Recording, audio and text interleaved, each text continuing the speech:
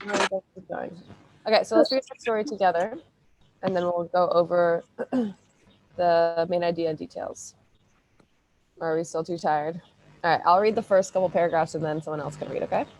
The frog in the milk pail. I'm tired of sitting on this log, croaked a frog one sunny morning. So he jumped out of his pond and hopped off to explore. Before long, the frog reached a fence. How curious, he said. I wonder if it tastes good. He flicked out his long tongue. Ugh, he said. The frog hopped along until he reached a brick path. How curious, he said. I wonder if it tastes good. He flicked out his long tongue. Ick, he said. The frog kept hopping until he saw a barn. How curious, he said as he hopped up to the door. Just then he heard a loud bzzz. It's a fly, cried the frog. And after all this hopping, I'm hungry. The frog squeezed under the barn door. A big, fat fly was flying overhead. Yum, said the frog as he leaped into the air, but the fly was fast and flew away. All right, who wants to read our next page for us? Salam, you want to read for us? The whole page? If you'd like to. Or Yeah. you could do, why don't you do the first two paragraphs and then P can have a turn, okay? Okay. The frog thought. The frog, though, didn't land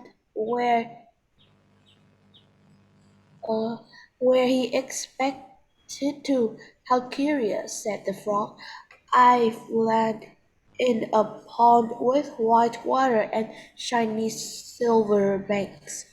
Of course, it wasn't really a pond. It was a metal pail half full of fresh milk. The frog tried to climb out of the pail, but he just kept sliding back into the milk. He swam and splashed and kicked. He went faster and faster. All right, thank you. P, do you want to read for us? Can you read the rest of the story? Okay. Then the frog noticed yellow globes floating in the milk. How curious, he said. He was on swimming and splashing and kicking. He saw more yellow globes. Before long, there was a yellow hill in the middle of the pail. All that kicking and splashing and swimming had churned the milk into butter. The frog climbed up the butter hill and jumped out of the pail. He hopped all the way home. Okay, thank you, Pete. All right, so let's talk about our frog here. What kind of characteristics or character traits can we give to the frog? What can we tell about the frog from this story? James, how would you describe the frog? Curious. And why would you say he's curious, James? Mm, What does the frog do? Go ahead. When he saw the barn, he said, "How curious!" And he hopped to the door, want to know what is it. Good job. He sees the barn and he goes inside because he is curious about what's going on inside. What else could we say about our frog? Mitzi, how else could you describe the frog? So everyone else can be typing a character trait that they think describes the frog into the chat. What do you think, Mitzi? The frog is calm. Say again. The frog is calm. Calm. What about him? What in the story tells you that he's calm? When he is in the pail of milk, he didn't panic because he can't get out, but he just calmly kick and splash the milk. Okay, so we'll say level-headed. Right? He doesn't panic. Instead, he thinks of what to do. Okay, good job. Anyone else have a character trait for our frog? Okay, so when the frog jumps into the pail, where does he think he is, Chimai? In a river of white water. Mm-hmm. Yep, he thinks he's in a pond with The white pond. water. Where is he actually? Sky? and not a pond of white water. Where is he actually? He's actually in a bucket of milk. Yep, he's actually in a pail of milk. Good job. So we know at the end, he kicks so hard that our milk turns into butter. So the moral of this story is never give up. Kent, do you want to read the science of butter to us? Can you see it at the bottom? Yes. The science of butter is making butter a chemical or a physical change. In a chemical change, a new chemical substance forms. Making butter is a physical change. The chemical makeup of the milk doesn't change. Churning Please. simply make drops of fat in the milk stick together to form butter. All right. Does that make sense to everyone? So we have physical changes and chemical changes. All right. So the chemicals that make up milk and butter are the same. Okay. But you just churn it or stir it, mix it really hard. So then the drops of fat in the milk end up sticking together. Okay. So let's talk about our moral of the story, or that we use as our main idea. Never give up. Who has a detail from this story to support this main idea? And Pizza, you can be typing your answers into the chat for me since your speaker is not working today. Ciro, did you get a detail for us? The frog didn't stop kicking and splashing when it landed into the pond. The frog. The frog didn't stop kicking and splashing and trying to get out of the pail when it was in the milk. Yep, the frog didn't stop kicking and splashing when he was stuck in the milk. Okay, good job. What's another detail? Thank you, Sarah. What's another detail that supports this main idea? The detail is the same. Okay. Well, let's think. What happened after the frog didn't stop kicking and splashing? Bill, what happened at the end of the story? The frog climbed up the butter hill and jumped out of the pail, Okay. and he hopped all the way home. The frog climbed up the butter hill and out of the pail. Okay. Say before that, what else could we say to Lam? What happened when the frog didn't stop kicking and splashing? Good job, Bill. The milk turned into butter. Mm-hmm. The milk turned into butter. Okay. Does anyone have another detail? Frog continued to explore even though it landed in places that it doesn't know. Maybe. The frog explored places that he doesn't know. Is that a detail that supports never give up? No. That might be a detail that supports the main idea of the frog is curious or adventurous. Mm-hmm. Okay. Well, let's see. We know. We'll move these down. What was the frog's situation in the beginning of the story, or when he gets into the barn? What is the frog's problem, James? He fell into the milk pail and he just stuck for a short amount of time. The frog jumps into the milk pail and gets stuck. Okay, so all of these details, right? The frog jumps into the milk pail and gets stuck. He didn't stop kicking and splashing when he was stuck in the milk. The milk turned into butter, and the frog climbed up the butter hill and out of the pail, right? So if the frog had given up, what would have happened to him? Jimai, if he had given up, what would have happened to him? Stuck and dead. Yep, he would still be stuck in the milk pail and he might have drowned or starved. Okay. Any questions about our main idea and details? Okay, let's talk about some of our domain-specific vocabulary from Amphibian Alert. Who can read this paragraph for us? Lingqi, do you want to read? Yes. The skin of amphibians is not protected by hair, feathers, or scales like other animals. Their skin is permeable which means they can absorb air and water through their skin. Okay, so the domain specific word we see in this paragraph or in this sentence is permeable. All right, so this is a domain specific word that relates to the domain of amphibians. Right, it's a word to describe their skin. So, does anyone see the meaning or clues to help you figure out the meaning of permeable in this sentence? What do we think permeable means? Sky, can you help us with this one? All right, Pizza, you can type your answer into the chat. Permeable means they can absorb air and water through their skin. So when an animal has permeable skin, they can absorb air and water through their skin. Okay. Thank you, Sky.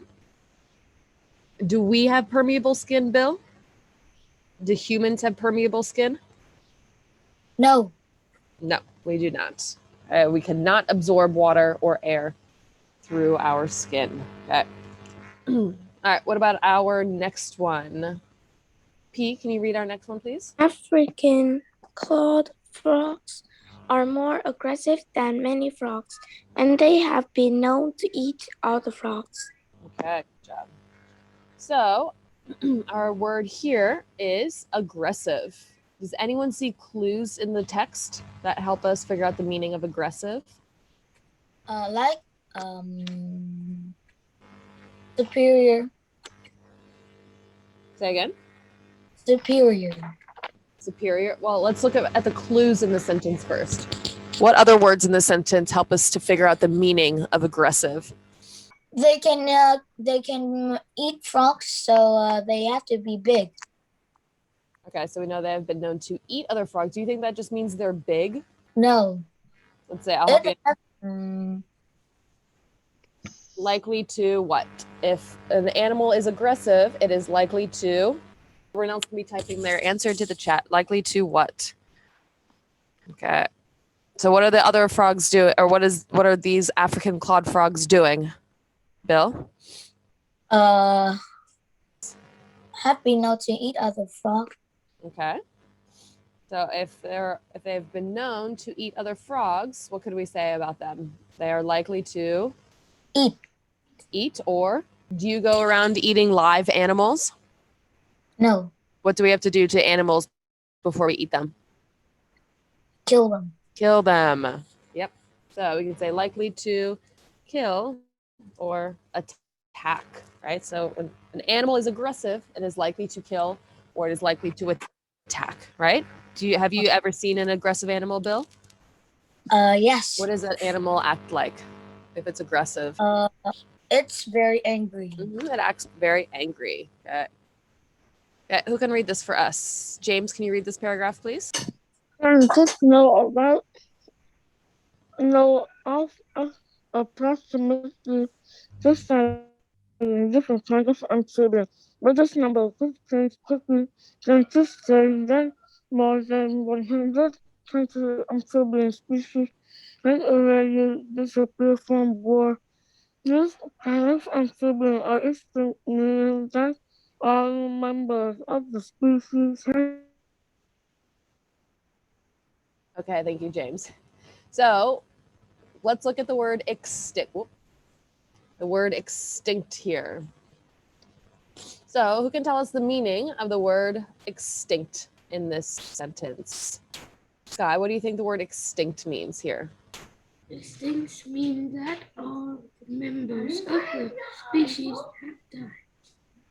All members of the species have died. Okay, so when we are looking at domain-specific vocabulary in a text, we can, especially in informational texts, the meanings of those terms is often stated in the text, okay? Or we can look for clues to help us figure out the meaning of those different words. And Mitzi, what else can we do to double check that we understand the meanings of these words? Can search on a dictionary. Yep, we can always search them in the dictionary if we're unsure. Okay, so the purpose for reading informational text is to gather facts and information. So we want to make sure we're understanding the meanings of these words. So if you're not sure, then just search in a dictionary. Okay. Let's review analogies. Who knows what an analogy is? Who remembers? Say, Sarah, go ahead. What is an analogy? It is a comparison, and it has two sets of words.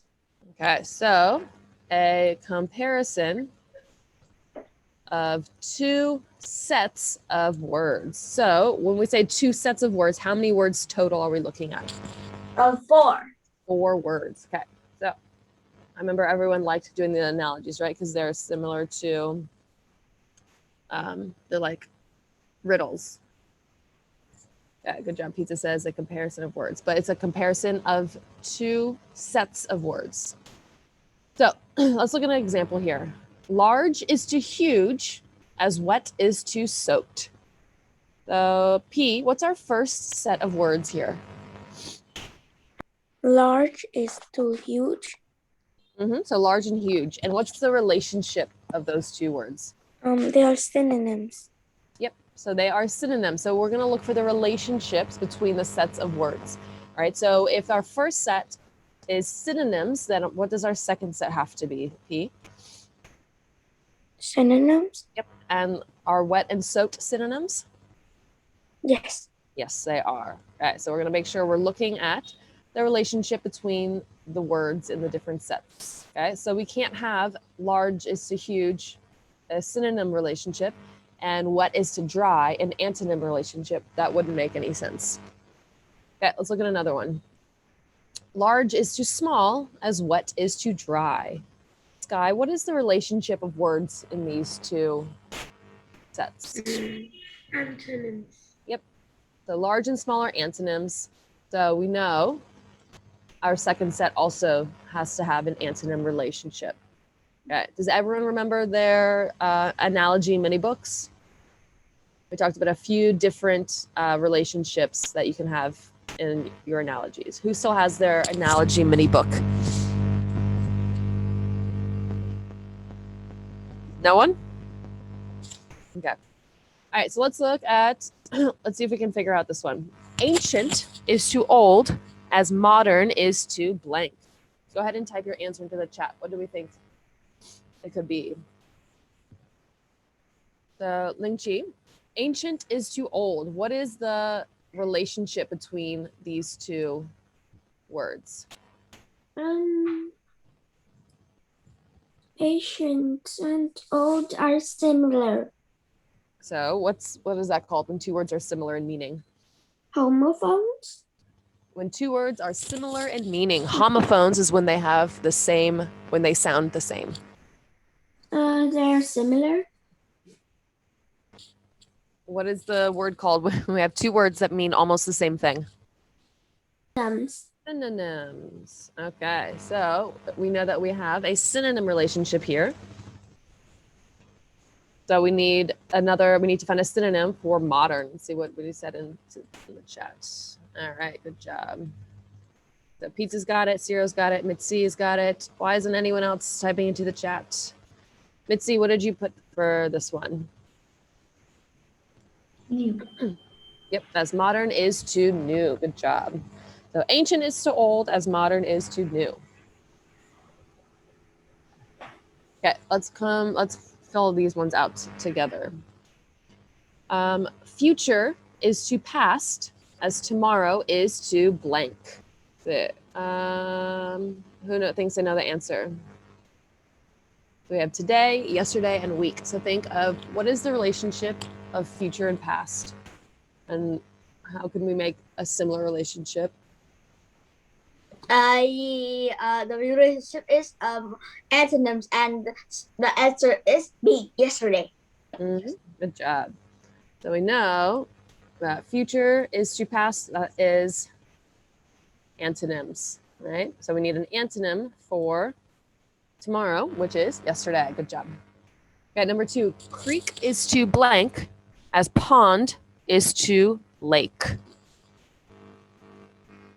So think of the relationship of pond and lake and creek to blank. Say, Sky, do you want to try number 2? Creek is to blank as pond is to lake.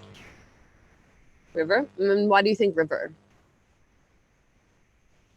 River is correct. What made you choose the word river? So a lake is what relationship to pond? Yep, a lake is a bigger pond. A river is a bigger creek. Yep, good job. Okay, number 3, disease is to illness as blank is to wellness. Kent, do you want to try number 3? Disease is to illness as blank is to wellness. Disease is to illness as Is to health. wellness. Good job. Okay, so disease is to illness as health is to wellness. Okay, see if we can finish the last 2. Blank is to baby as old is to young. Who is not? Bill, can you do number 4? Blank is to baby as old is to young. Adult. Yep. And why did you choose adult here? What's the relationship? Because old is too young, so adult is to baby. Mm-hmm. And old and young are what kinds of words? A relative. Say again? A relative. Okay, but old and young, are those synonyms or antonyms? Antonyms. Yep. And adult and baby are also. Antonyms. All right, last one. Endanger is to threaten, as conserve is to blank. Endanger is to threaten as conserve is to protect. Good job. Okay. All right. Any questions about our analogies? What do we think? Who likes to do analogies? Give me a thumbs up if you like it. Everyone? Yeah, I think so. All right. So for homework today, I will send home, hold on, what page? Okay, sorry, I'll send home a reader's notebook page for you to do. And then I'll also do the quizzes. Do you want me to give you the homework code now? Okay, I'll put the homework code up on the screen now. And then I'll also send it home in the report. So if you want to do it now, that's fine. Okay, so here is your quizzes homework code. Does anyone have any questions about what we talked about today? No. Everyone has the No. quiz code? Yep. And I'll see everyone tomorrow. Lisa,